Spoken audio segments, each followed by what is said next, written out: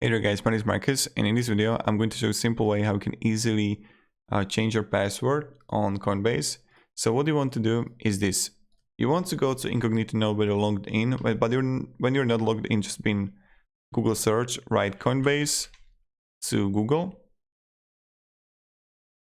coinbase.com, sign in, and here you're gonna see forgot password. Click on it, and then you want to simply add your email address that you got and reset the password. This is the only way. You can't actually reset your password when you are directly in the Coinbase application, but yep, this is pretty much it how you do it.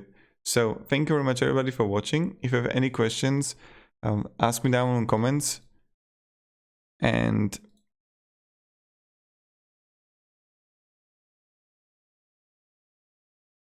yep,